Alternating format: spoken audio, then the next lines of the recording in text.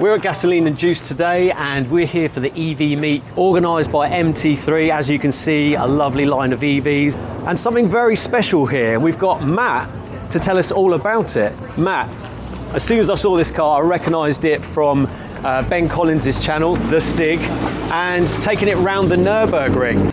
224, not bad. There aren't many cars you can buy for 10 grand that would move a McLaren out of the way, which this just did. Can you tell me a bit more about the car, other than the fact that I know that you bought it for 10 grand and you've done a hell of a lot of mods on it? So this is our Project 3 car here, one of our development vehicles. I bought it straight out of the auction, as you just said, under £10,000. A bit new to EV stuff, so we wanted to just have a look at some of the bits that we could do to it, and what a great car to start with. So it's a Model 3 performance, reasonably high miles. It was a very tatty car, typical flaking paint down the sills, coffee over every part of the inside, so it wasn't treated particularly nicely. Yeah. But we've given it a bath and then fitted some of our development parts on this car. So as you can see, obvious bits are wheels, aluminium nut conversion on it. It's got our spacers, two-piece rotors and discs, so it's larger diameter than factory just there, but using the factory caliper. Upgraded pads. This has got development dampers on it, adjustable suspension arms.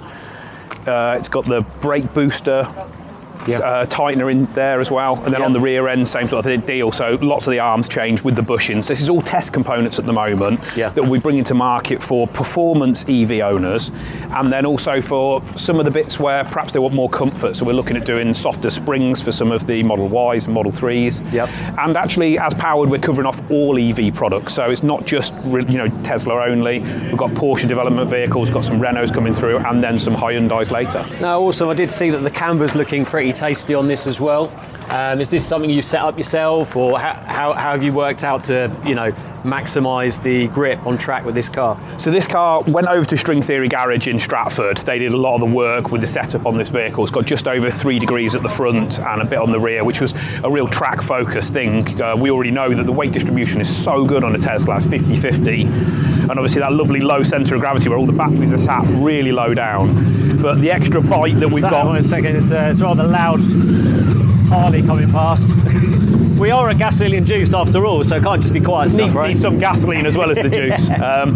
So exactly that, more camber on it, a real proper setup which has made the, really transformed it. And then on the inside we've got a few bits here. Yeah, I love the seats. I saw this in the video and these look like they hug you really nicely. Where did those seats come from? So the seats are a set of Cobra seats that we had made for the car with a set of mounts. It's a bit of a faff to get them into a Tesla because they've got an occupancy sensor and then obviously all of the things with the seat belts, but got them in, got them working, and here's the car ready to be tested, do lots of miles on it before we release the load of parts.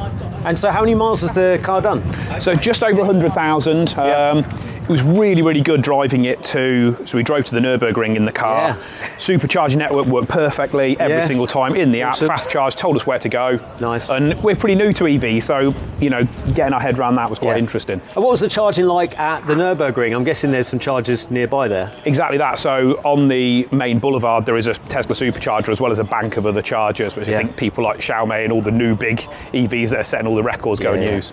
Nice, and I did notice the rear spoiler. I've not seen one of these in the carbon fibre before. So this is unplugged. This is rear the spoiler. Unplugged rear spoiler. As you can see, it's got a small amount of damage there where it's been reversed into. Oh, nice. Okay, but really, really cool rear spoiler. Yeah, so better for downforce as well. And I did notice that the tyres are 285 30 20s on Yokohama. Is that right? They are. We wanted to make sure we got a load of grip on this, so we put a very large tyre on it, and these do fit pretty well. I don't know if they go on a completely standard car, but with all the arm mods and all the extra camber, fit great. Yeah. No, funnily enough, my other Tesla's got 285 30s on it, and they grip really, really well. So have you got any more plans for the car at all to kind of enhance the track performance of it? So we've got new brakes coming for it, which you can see on the dashboard there. Haven't fitted them yet, so there's some 6-pot brakes coming. They are a bigger disc again, a much wider disc, 2-piece. And then we've got rear brake conversion. We're still doing longevity testing on all the other components to make sure they're all right before we bring things to market. Nice. And then keep your eye on PWRD.uk, our website, for all the new products coming through. Yeah, so PWRD, can you tell me the kind of story? And I'm sure you've very kindly invited me down to come and see a little bit more about what you do, but do you want to give us just a quick rundown of where it all started? So we've been helping out, it's Joe's company. He's founded the company a little while ago and looking after some of the unplugged stuff in the UK.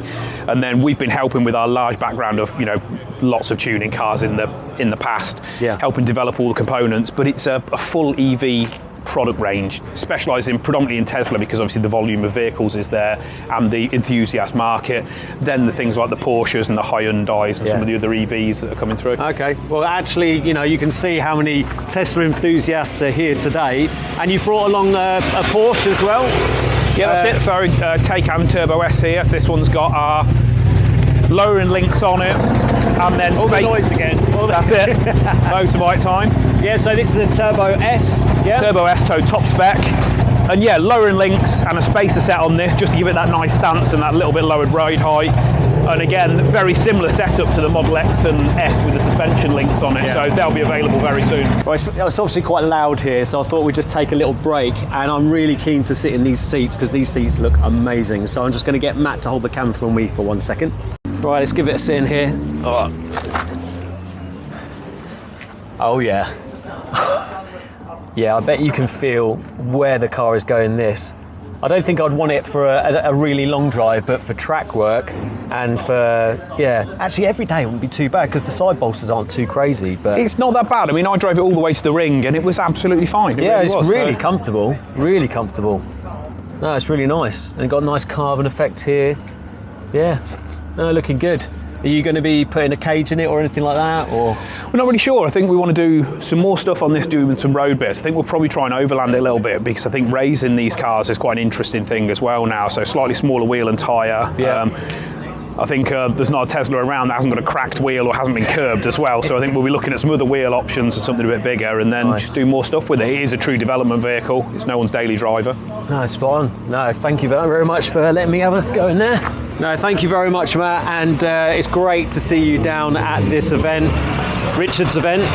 Say hello, Richard. There we go. So yeah, anyone that is interested in modifying the car, check out Powered and of course MT3 Group on Facebook for all the events coming up.